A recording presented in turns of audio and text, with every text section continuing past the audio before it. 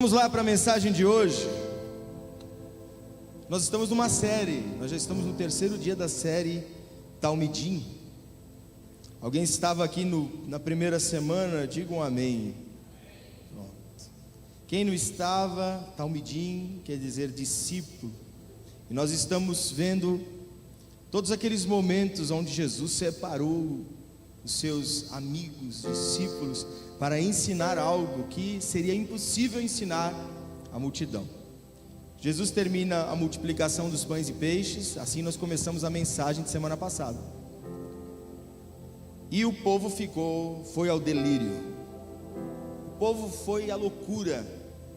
Quem é este homem que dá pão e peixe?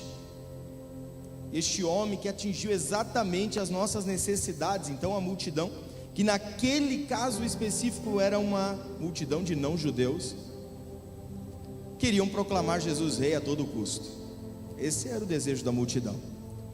Jesus, vendo o alvoroço interno do coração dos discípulos, manda os discípulos embora, a destino de um caminho que eles não imaginavam que aconteceria, e o que nós já sabemos que aconteceu: uma grande tempestade.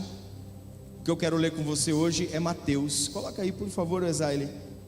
Mateus capítulo 14. E aí nós iniciamos a nossa ministração de hoje. Mateus 14, 22 e 23. Você pode ler comigo? Eu vou contar até 3, você lê junto comigo. 1, 2, 3. Logo em seguida, Jesus insistiu com os discípulos para que entrassem no barco e fossem adiante dele para o outro lado. Enquanto ele despedia a multidão, tendo despedido a multidão, subiu sozinho a um monte para orar. Ao anoitecer, ele estava ali sozinho. Pode tirar o texto. A história é Jesus andando sobre as águas, todos nós conhecemos, mas eu quero começar aqui falando com você.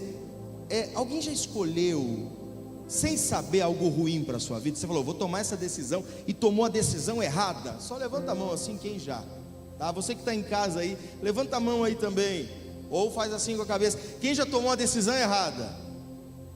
Quem já tomou a decisão errada em fazer um negócio? Quem já comprou algo de alguém e tomou a decisão errada, né? Relacionamentos errados, e assim vai, né? Igreja errada, e assim, tem tanta coisa. É mais fácil errar que acertar, não é verdade? Mas se você pudesse escolher, imagina que houvessem dois caminhos aqui na sua frente. Diante de ti tem dois caminhos, e você pudesse escolher. Num caminho te explicassem o que você vai encontrar naquele caminho, dissessem para você: esse caminho você só vai encontrar coisa boa, esse caminho, tudo que vai acontecer com você é bom. Esse caminho vai ser aquele caminho que é só vitória. Olha só, né? Só vitória, conquista. Você vai sair daquele caminho, a vida financeira vai decolar naquele caminho. A questão amorosa, se você estava com problemas amorosos, tudo isso vai solucionar, porque você vai encontrar o príncipe ou a princesa da sua vida. Olha que caminho, né? Tentador. Você vai encontrar um lugar para congregar onde não haverá diferença entre vocês. Você vai falar uma coisa, todo mundo vai aplaudir. Você vai governar em excelência. É um caminho bom. E aí tem outro caminho ruim, que te mostra que vão ter dificuldades, que as lutas daquele caminho vão ser enormes, que muitas vezes no meio do caminho você vai perder, e você vai ter que lidar com aquela perca, que a vitória não vai vir tão fácil assim. Qual caminho você escolhe? Sem romantizar, hein? Porque o pessoal, quando pergunta assim, o pessoal já romantiza, fala, eu escolheria o das lutas, né? Não, você escolheria o caminho bom. Ninguém escolhe o caminho ruim. Você conhece alguém que escolheu algo e falou, eu vou escolher isso aqui porque é um caminho difícil? Todo mundo vai pelo caminho mais fácil. Todo mundo vai pelo caminho que vai falar, é o caminho da vitória, é o caminho do sucesso. Todo mundo está em busca disso. Monte um curso e coloque o caminho do sucesso, você vai vender demais. Agora coloque assim, lidando com as lutas. O pessoal vai lá e fala, luta não é verdade? Aprendendo com as adversidades. Quem quer um curso desse? Amém, Jesus, né? Ninguém quer um curso de aprendendo com as adversidades, aprendendo com as lutas. A gente quer o caminho da vitória, o segredo da vitória, a vitória em 5 passos. Alguém já recebeu algo assim, né? A vitória em 7 semanas, 7 voltas, 7 mergulhos. Alguém já viu algo assim? Amém, Jesus. É uma crítica mesmo, porque nós somos condicionados a escolher o caminho mais fácil. Mas para um atleta ser vitorioso, ele não tem como caminhar pelo caminho mais fácil. Tem que estudar, tem que se preparar, tem que doer, tem que sofrer. É assim que conquista uma vitória real, através de um caminho de aprendizado, esforço, superação, acordar todos os dias sendo melhor do que você foi ontem, e assim por diante. Mas o mundo todo está no caminho da facilidade. Estão até dispostos a pagar alguns preços, mas eles estão no caminho da vitória. Eles querem um caminho bom, um caminho fácil. Então, quando apresentam para eles os caminhos e dizem assim, vão por aqui, e é exatamente isso que certas pseudo-igrejas vendem, esse é o caminho da vitória. É só você levantar a mão, aceitar e tudo será bom no seu caminho. Eles seguem por ali. Mas sabe o que acontece? Eles são bebezões na fé, não crescem nunca. Quando aparece uma adversidade, a primeira coisa que eles fazem é questionar Deus, lutar contra Deus, falar, Deus, cadê você? O que Jesus está fazendo aqui com os discípulos? Presta atenção, presta atenção.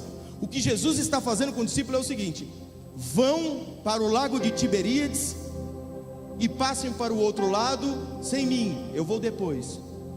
Vocês estão muito alvoroçados com essa questão do reino. Vocês querem o Messias previsto por Daniel, e não é esse Messias que eu sou. Eu não sou o Messias da religião, o Messias dos profetas, dos profetas, como o judaísmo entendeu os profetas. Eu não sou aquilo que vocês estão esperando. Então vão na frente para esfriar a cabeça, para aprender um pouco mais. E o caminho que Jesus colocou os discípulos foi o pior caminho do mundo. Imagina só Jesus explicando aquele caminho para os discípulos. Vocês vão pegar esse caminho aqui. Quando vocês chegarem a 10 quilômetros da margem do lago de Tiberíades, vai vir uma grande tempestade, e vocês vão lutar contra essa tempestade durante 3-4 horas, rodando no mesmo lugar, quase o barco vindo a pique, e vocês vão quase morrer.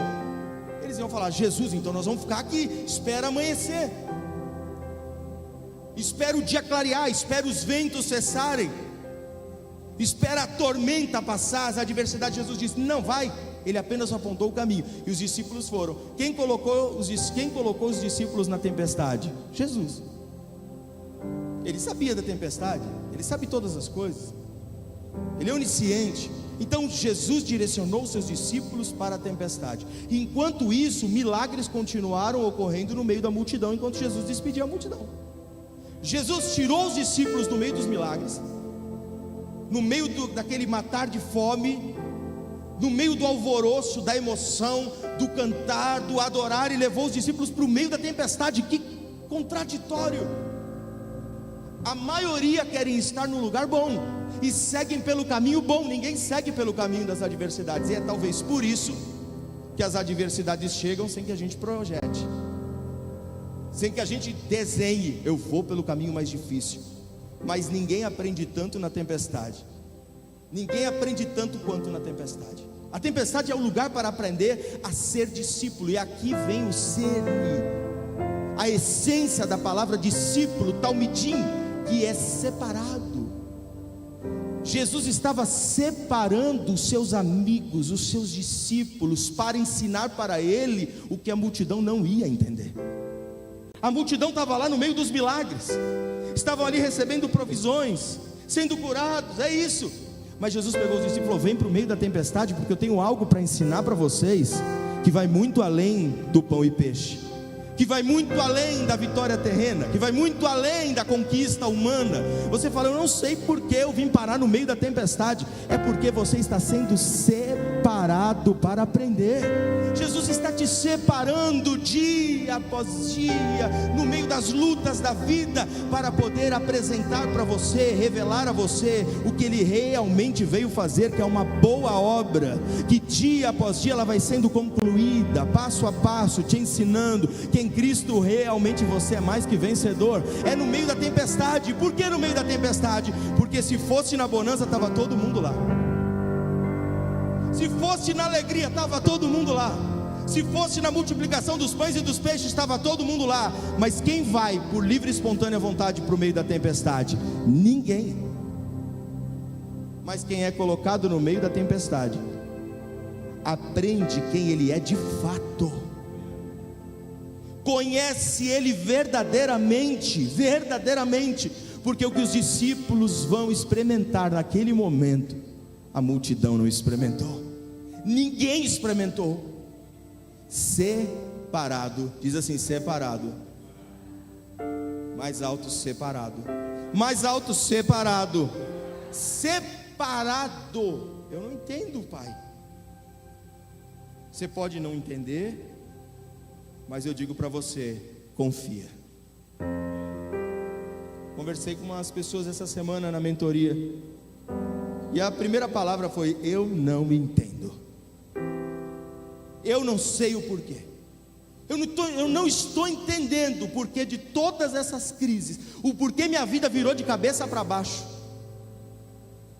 Separado, ninguém quer ir para o caminho do aprendizado, porque é difícil, dói, machuca, mas é ali que nós encontramos o nosso verdadeiro Deus e entendemos que a vida não é governar neste mundo, reinar neste mundo, mas é ter Ele como Rei dos Reis e Senhor dos Senhores, e que a nossa vitória vai muito além do que esse mundo busca para ser feliz.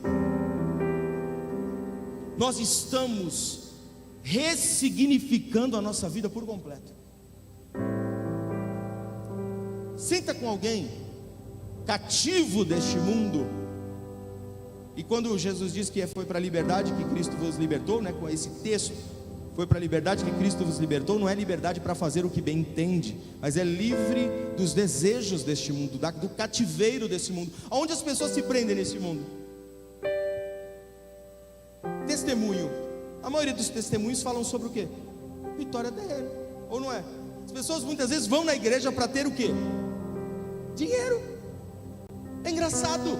As pessoas chegam aqui e falam: eu vim aqui para ganhar dinheiro. E aí ela coloca isso, tem um projeto de vida. O projeto de vida é finanças, dinheiro, cura, e todos aqueles. Isso é bom buscar em Deus? É lógico que é. Mas a vida é só isso? Para quem está lá fora, sim. Trabalhe o quanto for necessário para ficar bem.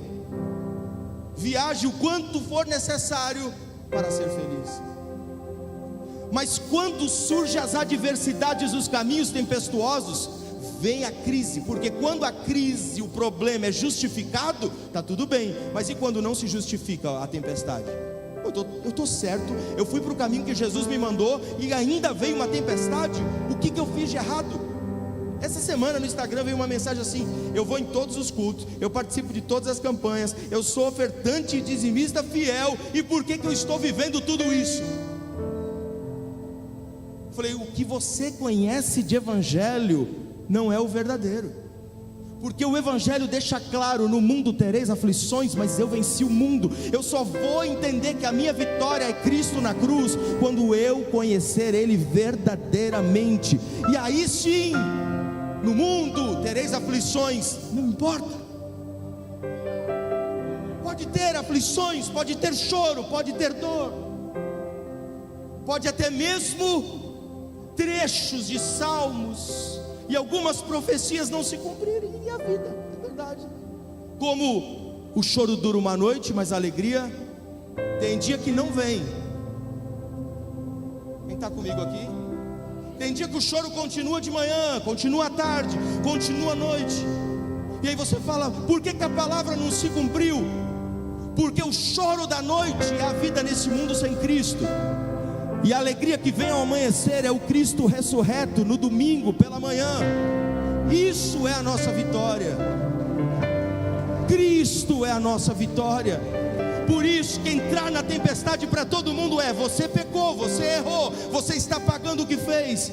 Mas Cristo sabe exatamente o porquê você está passando por aí. É porque Ele está te separando para te ensinar, para cuidar de você, para te fortalecer, para te instruir, para te preparar, para anunciar as boas novas através do seu testemunho. Lá na frente você vai entender. Talvez você esteja abatido, mas não vai estar destruído, não estará abalado, e você verá exatamente como está escrito em 2 Coríntios, que a nossa leve e momentânea tribulação ela passa e está produzindo um peso de glória sobre nós que é eterno. Ninguém pode roubar aquilo que Cristo te entregou, que é vida eterna, que é paz que excede o entendimento. Nem o choro de um dia pode apagar a nossa alegria verdadeira. O sol da justiça que brilha todos os dias na nossa janela, dizendo: você tem a vida eterna, e ninguém pode tirar isso de você. Ninguém pode roubar o que eu te entreguei, o que eu conquistei na cruz. A dívida foi paga, ninguém pode te acusar. Eu sei que tempestades são difíceis, mas se for para eu te conhecer cada dia mais, Jesus, me leve para as tempestades.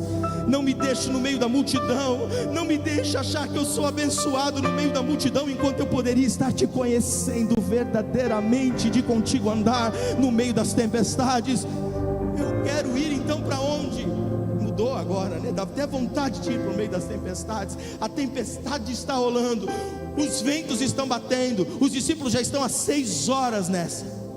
É o barco para lá, Pedro nervoso, Timóteo duvida, está todo mundo no seu pior estado. A motivação da multiplicação dos pães e peixes já esfriou, e é no meio disso que Jesus vem vindo, e aparece Jesus andando sobre as águas. Os discípulos veem e gritam: é um fantasma. Nós falamos isso semana passada, e Jesus diz 3 palavras para eles: tem de bom ânimo, sou eu. Nós vamos falar sobre esse sou eu no final da mensagem. E no final ele diz: não tenham medo. Aquelas 3 palavras foram as vozes suaves de Jesus ao nosso ouvido, quando tudo parece que é o fim, não é? Pode ter tempestade, pode ter dificuldades, pode ter lutas, pode ter choro, e isso cessa muitas vezes a nossa alegria momentânea, nos fazem ficar muitas vezes até na cama deitado, não querer levantar, ou talvez não ter nenhuma palavra para falar. Muitas vezes a gente até se cala para não magoar os outros que estão ao nosso redor. Mas eu vou te falar, a única coisa que não cessa no meio de todas as adversidades é a voz de Jesus ao nosso ouvido. Ele sempre está ali, é o socorro bem presente no meio da tribulação. É aquele que caminha comigo e com você no meio das tempestades noturnas, das pestes noturnas, no meio da sombra da morte. Está lá Ele como luz ao nosso lado. É exatamente sobre Ele que eu estou falando. Ele chega e diz isso, e na hora que Ele diz isso, Pedro olha para Jesus e retruca. Pedro é muito eu e você. E todo mundo olha e fala: que fé de Pedro, que fé de Pedro. Fé o quê? Ele disse: se é você, me chama para andar também. Ele está desafiando Jesus. Presta atenção, a maioria dos que estão ali usavam embarcações como essa constantemente. É comum para eles usar uma embarcação. Alguém já pegou avião aqui? Turbulência, começa a turbulência, todos ficam nervosos.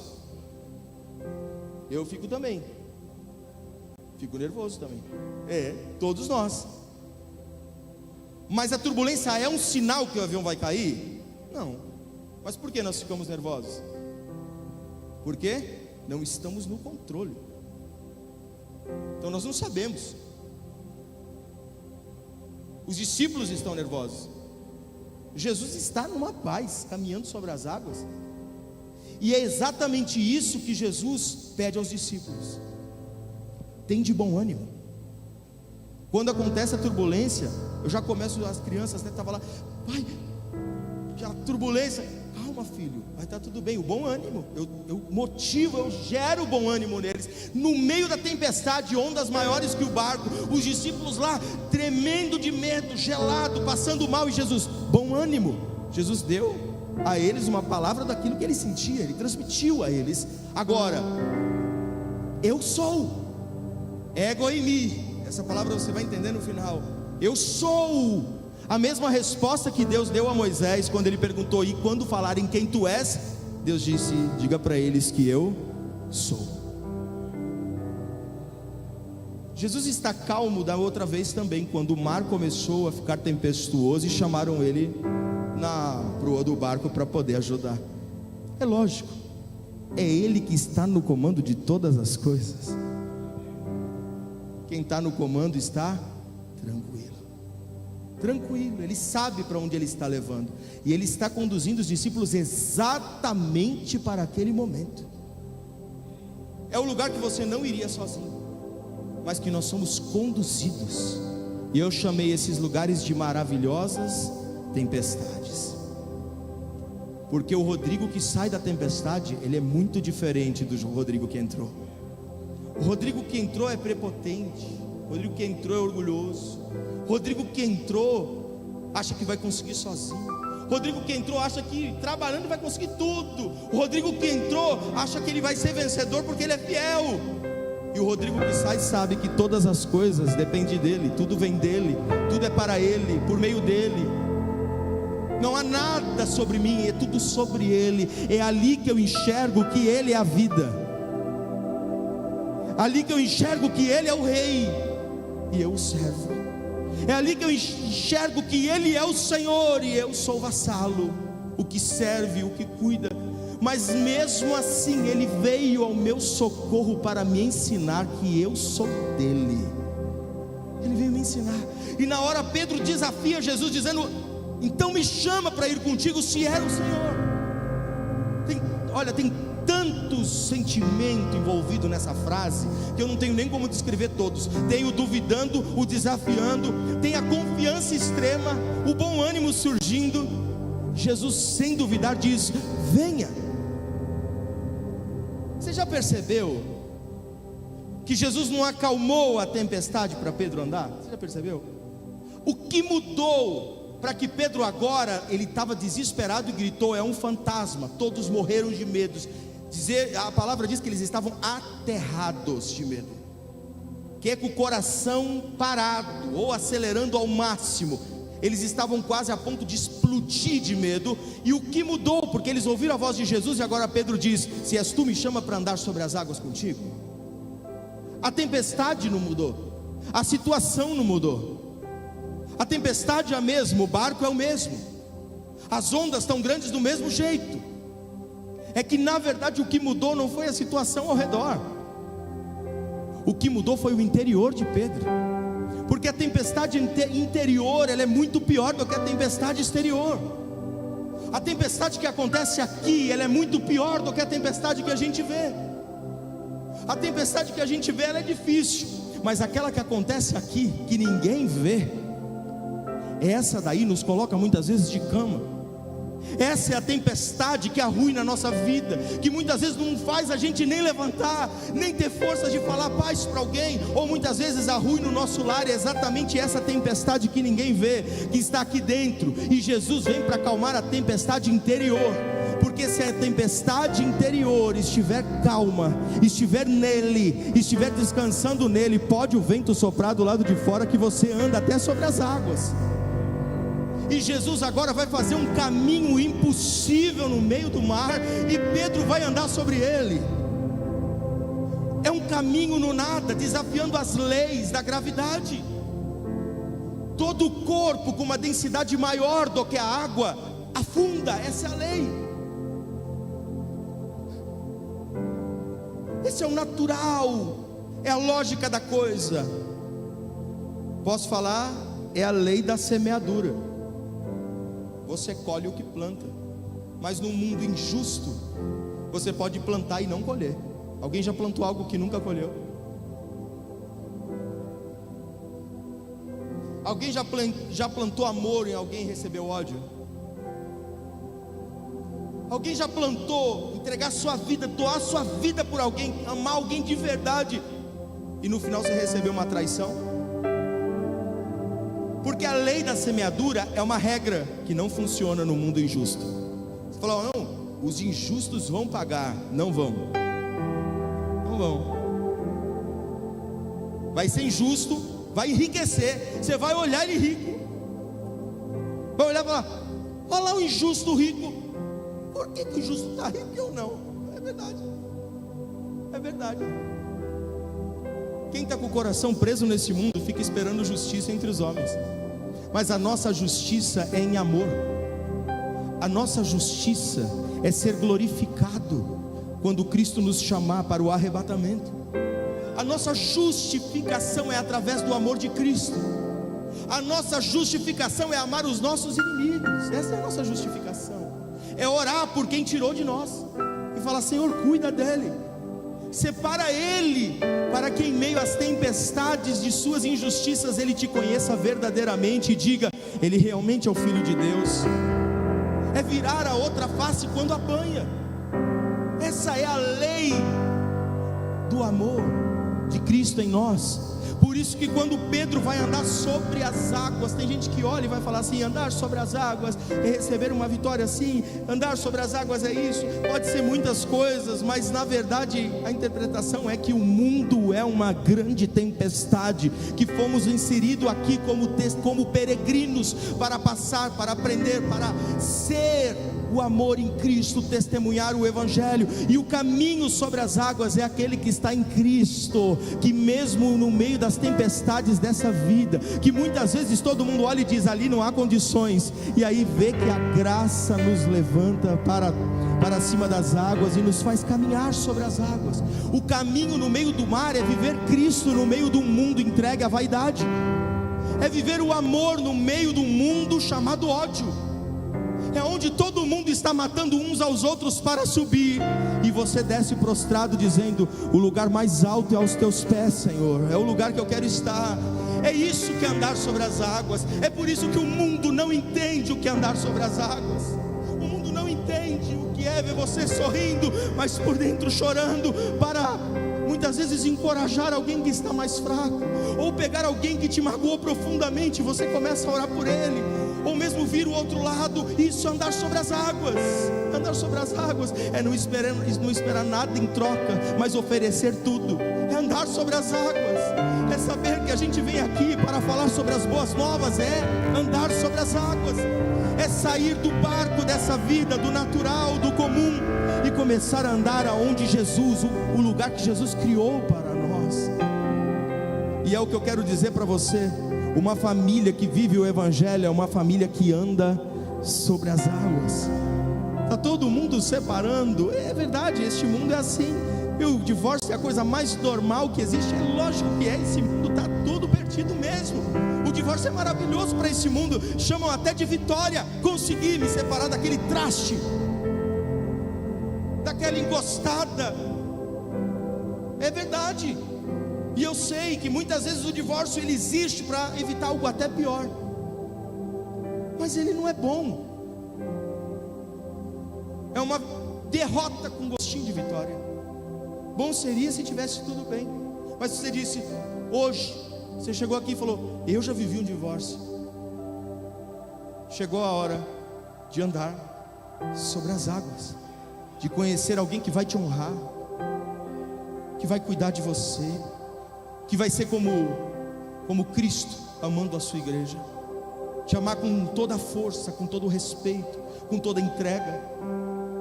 Quem chegou de religiões e parou aqui hoje e disse: eu estou perdido, eu não sei mais o que eu faço, chegou a hora de andar sobre as águas.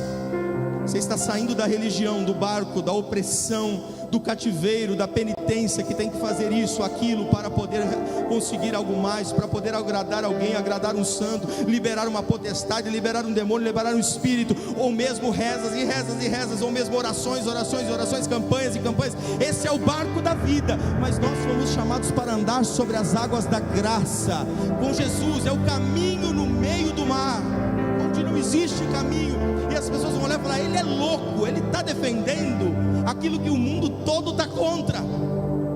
E aí você se prepara para ser excluído da maioria das pessoas, ser apontado e julgado pela maioria das pessoas.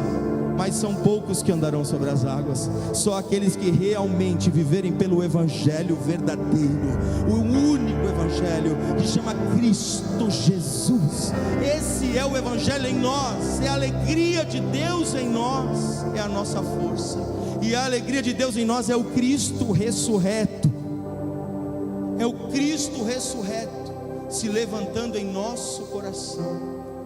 2 Coríntios diz exatamente isso também: eu chego mortificado, morto, com meu corpo morto, para que Cristo mostre a sua ressurreição em mim.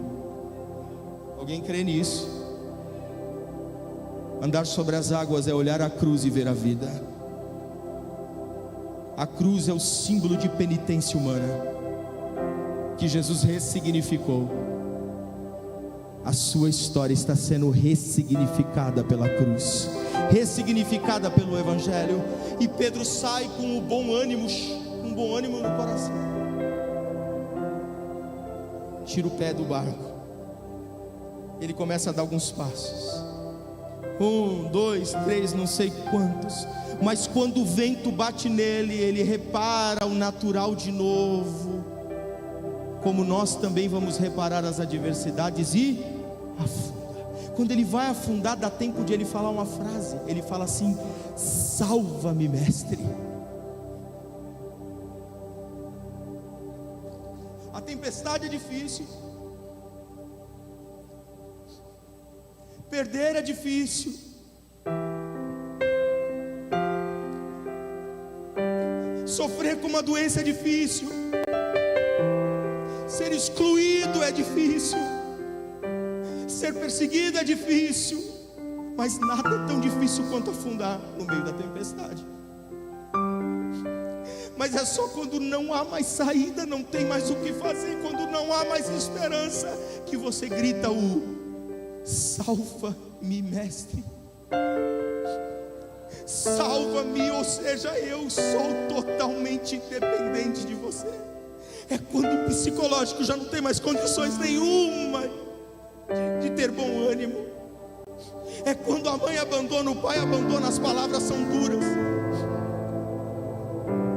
Todos que estão ao seu redor te tratam como ninguém, que você afunda no mar da vida, que você não aguenta porque o vento bate tão forte que você sente, que você grita: salva-me, mestre.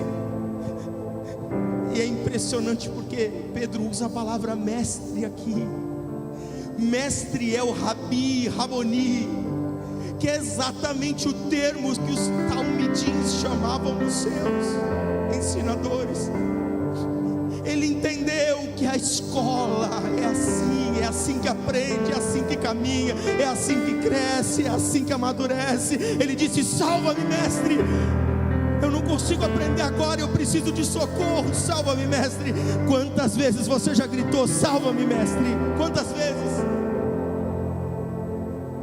Eu já gritei no carro, eu já gritei andando, eu já gritei sentado aqui, eu já gritei dentro do mercado, eu já gritei muitas vezes o salva-me, mestre. Não com a boca, com o coração. Eu já chegava em casa muitas vezes e eu gritava: salva-me, mestre. A Marcia gritou muitas vezes: salva-me, mestre. A Marcia já me viu chorando, não assim, sabendo que o Evangelho é a minha vitória, porque hoje eu choro aqui emocionado por saber que Cristo me buscou, Cristo me estendeu a mão, Cristo me resgatou. Mas eu já chorei o salva-me, Senhor. Eu já estava dirigindo e falando: salva-me, Senhor. Você que muitas vezes já tentou até tirar a sua vida e está aqui hoje e não tirou, foi o seu salva-me, Senhor. Mas quando ele foi afundando, a escola acabou, sabia? A escola acabou. O ensinamento acabou. Acabou o tem de bom ânimo, não tenha medo, acabou o ensino. Na mesma hora Jesus estendeu e abraçou e puxou Pedro e disse: oh, homem de pouca fé. Esse homem de pouca fé não é para espetar Pedro, não. Eu te conheço, você é pequeno ainda, você é talmidinho ainda, você é uma boa obra que eu comecei, você é a minha boa obra neste mundo. No meio das tempestades deste mundo, você é a minha boa obra. Você é talmidinho, você é criança ainda, então eu te salvo. Eu sou o pai que pula na piscina para salvar o filho. Não sabe nadar ainda, eu sei, está difícil. Vem cá, você é meu talmidinho. Eu te trouxe para aprender, não para morrer. Eu te trouxe para aprender, não para morrer. Eu te trouxe para te fortalecer e não enfraquecer. A tempestade não é para te matar, mas é para te fazer crescer. A tempestade não é para te desesperançar, não, mas para te mostrar que eu estou aqui, que eu sou o socorro bem presente no meio da tribulação, que quando você clama, meus ouvidos estão atentos para ouvir a tua voz. Ele traz para perto. E aí, olha só, Jesus volta para o barco, entra no barco com Pedro, e eu sempre digo isso: quando você salva alguém de se morrer afogado, ou você segura muito forte, ou ele te afoga também.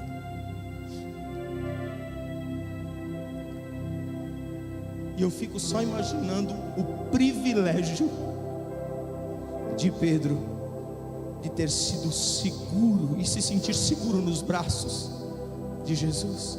E aí Jesus levou ele até o barco de novo, porque a história não acabou. Porque a tua história não termina com o teu pai abusando de você. Não termina aí. Esse é o salva-me mestre, e eu te salvei. É o que ele te diz: eu te salvei, porque ele deu a sua vida por você, porque ele morreu numa cruz por você, porque ele te libertou da morte, do pecado, ele te tirou da escuridão e te trouxe para o reino da luz. E agora, quando ele entra no barco, todos dizem: realmente você é o Filho de Deus, realmente és o Filho de Deus. Lembra quando ele estava chegando e acharam que era um fantasma? Ele disse: tem de bom ânimo, eu sou. Essa palavra é o ego em mim. Jesus diz isso diversas vezes no Evangelho de João, diversas vezes. Ele diz isso nos Evangelhos também. Porque esse ego em mim é uma palavra que ninguém pode falar, porque o eu sou é muito pesado. O judeu nem pronuncia por achar desrespeito, ninguém pronuncia o nome de Deus. E ali todos compreenderam: realmente ele é o Senhor, realmente ele não é o Messias aguardado pela religião, que vem trazer governo terreno, mas ele é aquele que governa sobre principados e potestades, aquele que é o rei que está acima de todos os reinados. Realmente ele é. E Jesus, quando diz eu sou, ele já disse outras vezes: para você que tem fome, eu sou o pão da vida. Para você que acha que não vai frutificar, eu sou a videira verdadeira e vós sois os ramos. Para você que acha que não há mais saída, eu sou a porta. Para você que acha que não há mais como fazer nada, ele disse: eu sou o caminho, a verdade e a vida. Eu digo para você, não importa em qual lugar da tempestade você esteja, ou se você está gritando salva-me mestre, o grande eu sou, aquele que era, aquele que é e aquele que há de vir, está hoje salvando você da morte, salvando da tua história, salvando do teu passado, salvando e apagando toda essa sua história. Tudo aquilo que você disse: isso ia me matar, não, isso só te ensinou e te trouxe até aqui. Você acha que você está aqui por acaso? Você é talmidim dele. Se você precisa ser resgatado hoje, eu quero que você se coloque de pé no seu lugar e diz: salva-me mestre. Deixa o Evangelho salvar você e te trazer para a luz, para a verdadeira luz, para a paz que excede o entendimento. Quem acredita nisso, levante as mãos para os céus e diz: eu creio. Você que está em casa, que diz: eu preciso, salva-me Senhor. Chegou a hora de ser salvo.